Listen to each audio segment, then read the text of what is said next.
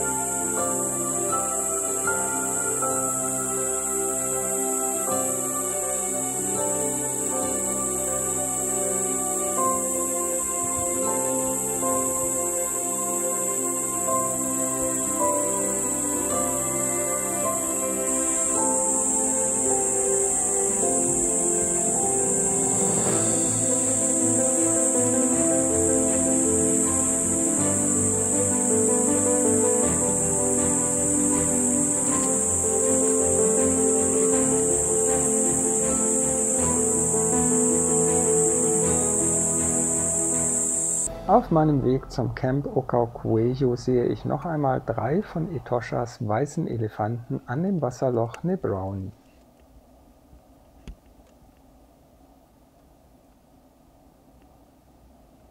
Es ist jetzt 20 Minuten nach 4, 16:20 Uhr und ich habe gerade Okaukuejo erreicht, beziehungsweise ist schon wieder verlassen, bin jetzt auf dem Stück Teerstraße Richtung Andersons Gate und ja, werde bald in dieser schönen, vielleicht euch schon aus früheren Videos bekannten Gästefarm Frieste ankommen.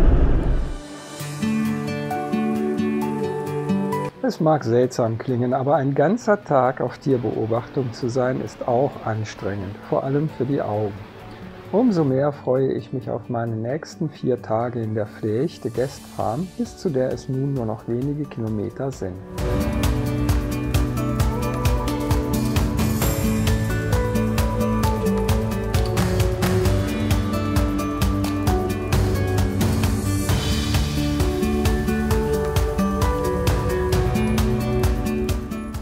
Herzlich willkommen auf der Frieste Guest Farm. Mal wieder, ihr kennt das schon.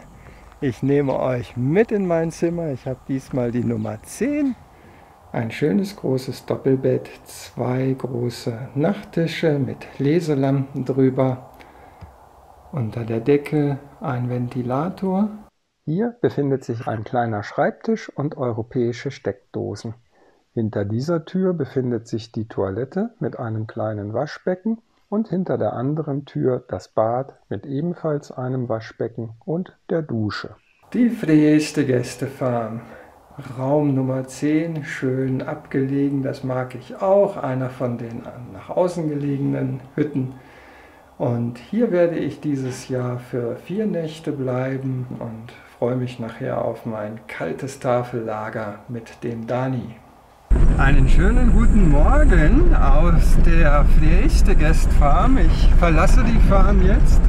Heute ist Samstag,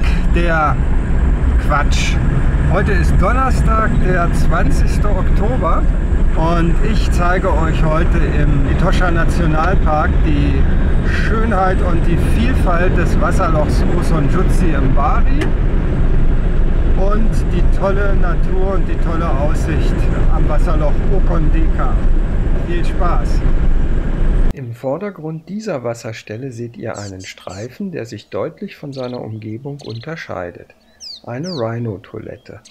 Dominante Bullen markieren sie immer wieder. Benutzt sie ein anderes Männchen gleichermaßen, gilt dies als Herausforderung. Benutzt sie ein Weibchen, gilt dies als Annäherung. Auf meiner Weiterfahrt zeichnet das so früh noch sanfte Sonnenlicht ein schönes Farbenspiel in die Natur. Eine Giraffe links und rechts einige Kudu-Böcke und eine Oryx-Antilope halten sich dicht an der Teerpiste auf, weswegen ich langsam heranrolle und schließlich anhalte. Und dann sehe ich, recht weit entfernt unter einem Baum, einen männlichen Löwen.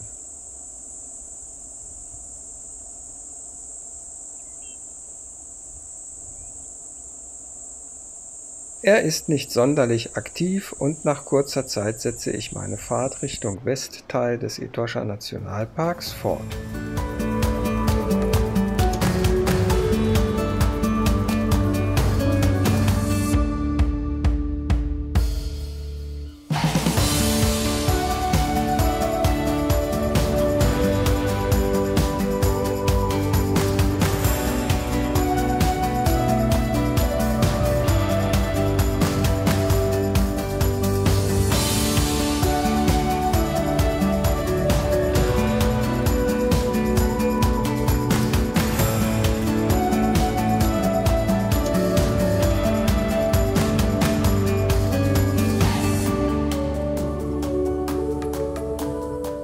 Dieses Stück hier, diese Sequenz nennt sich Märchenwald. So ist sie ausgeschildert in meiner Karte und ich finde das hier immer landschaftlich besonders schön. Es ist wirklich wie so ein kleiner Wald, weil hier neben den Büschen auch viele Bäume stehen. Der Märchenwald befindet sich auf der Strecke von Ocaucoello in Richtung Westen, also in Richtung Olifantsrus Camp, Camp Dolomite, Golden Gate. Da auf der Strecke kommt ihr durch diese schöne Passage hindurch.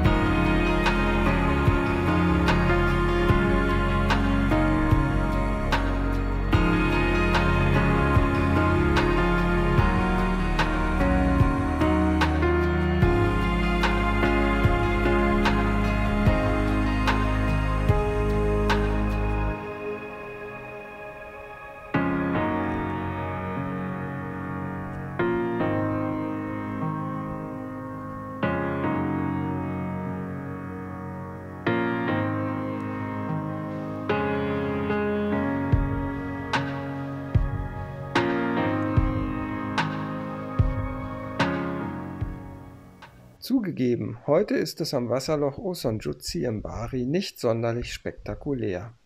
Aber entspannend allemal und meiner Meinung nach immer einen Abstecher wert.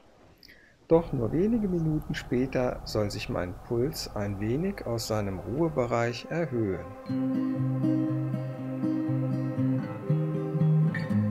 Dort, wo ich vorhin die beiden Hyänen in dem kleinen Schlammpool gefilmt habe, kommen jetzt 2 große Elefantenbullen auf diesen Pool zu. Und ich bleibe hier einfach mal stehen und hoffe, dass das kein Fehler ist.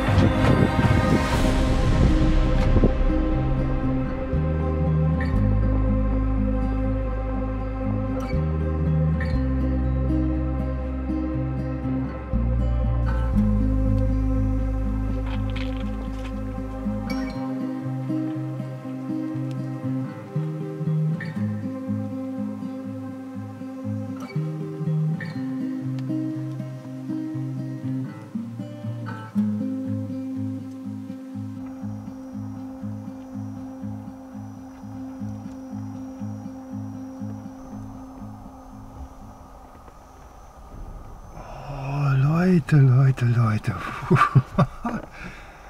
Wow. Das war unbeschreiblich. Ich war schon so früh, viel früher an der Stelle hier als die Elefanten und habe mich hingestellt, ganz ruhig verhalten, natürlich sofort Motor aus, da waren die noch längst nicht da. Und da habe ich mir gedacht, Mensch, wenn die jetzt kommen, ich habe durchs Fernglas geschaut, ob sie irgendwie in der Mast sind, aber war alles trocken, also da habe ich gedacht, Mensch, das könnte klappen, dass die einfach hier ein bisschen trinken oder sich erfrischen und sich gar nicht an mir stören. Und so war es auch. Jetzt sind sie hinter meinem Auto lang gegangen und auf die andere Seite und ziehen jetzt weiter. Aber es ging mir schon ein bisschen die Düse. Aber genau so läuft's, so funktioniert's. Wenn die schon da gewesen wären und du kommst mit deinem Auto von irgendwo, von da vorne oder da hinten, dann hätte ich mich nicht daneben gestellt hier direkt. Dann hätte ich viel mehr Distanz eingehalten und hätte sie mir angeschaut von weiter weg. Aber so, wenn du der Erste bist irgendwo mit deinem Auto, und Gott sei Dank waren auch keine anderen Autos hier, es kam die ganze Zeit kein Auto, weder von vorne noch von hinten. Also, wunderbar. Ganz großartig. Und die beiden Hyänen sind immer noch da. Die haben sich da hinten unter einem Baum so ein bisschen in den Schatten gelegt und die schauen jetzt die ganze Zeit hier rüber. Und ich werde jetzt hier mal wegfahren, damit sie sich wieder in ihrer Schlammpfütze erfrischen können. Ich fahre zurück Richtung Okaukuejo und biege dann zu dem schönen, nördlich gelegenen Wasserloch Okondeka ab.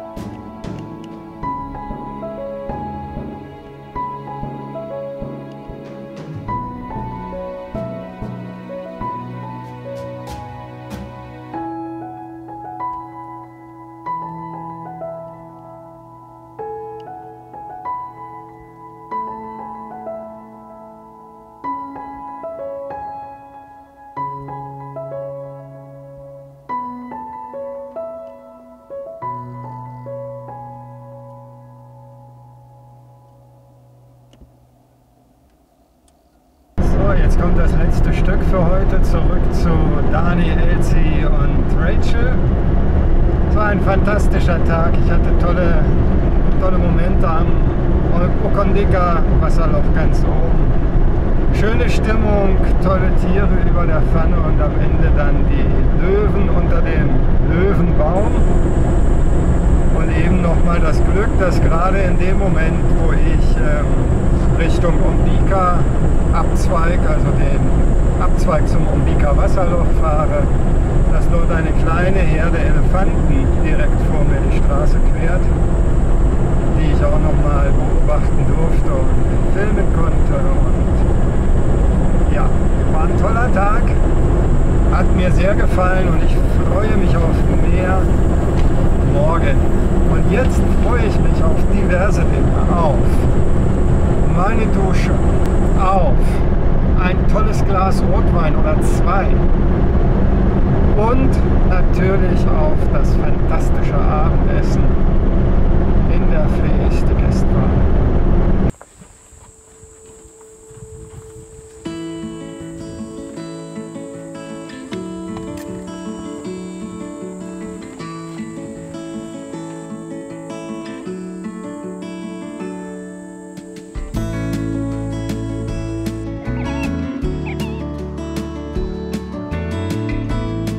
Auch heute geht wieder ein fantastischer Tag vorüber.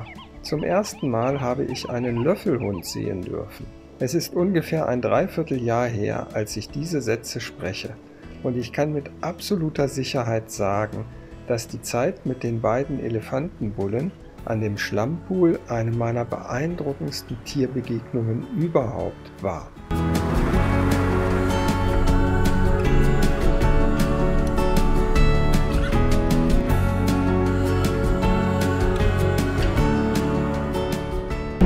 Morgen von der C38.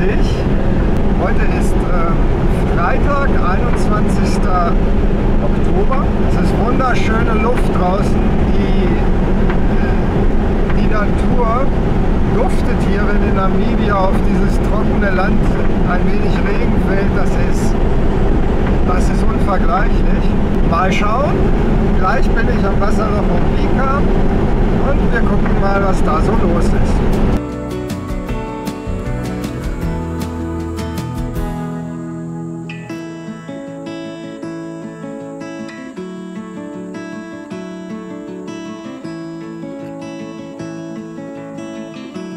Es sind tolle Farben hier am Wasserloch Ombika im sanften Licht der frühen Sonne, aber leider treffe ich keine Rhinos, die hier öfters einmal zu beobachten sind. Ich starte den Motor des Land Cruisers und fahre weiter zum nahegelegenen Wasserloch Nebrauni.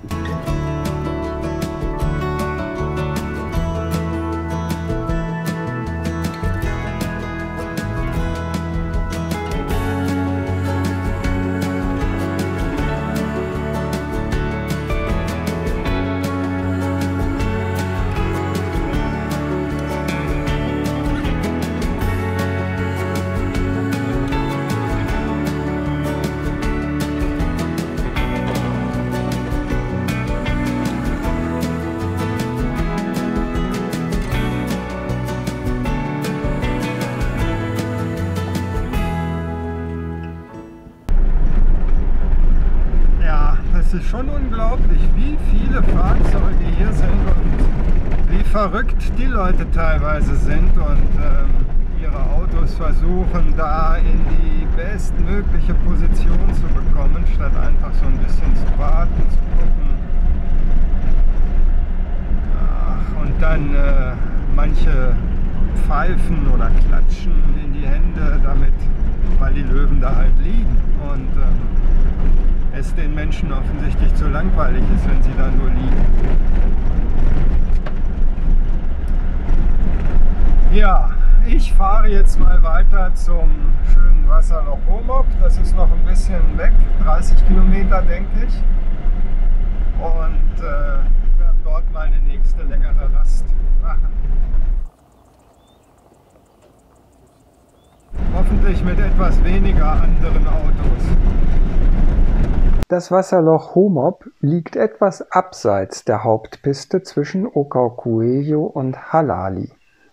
Es führt ein etwa 5 Kilometer langer Weg dorthin, den man dann auch wieder zurückfahren muss. Hier gibt es eigentlich immer etwas zu sehen und es lohnt sich, auch mal etwas mehr Zeit an dieser schönen Wasserstelle zu verbringen.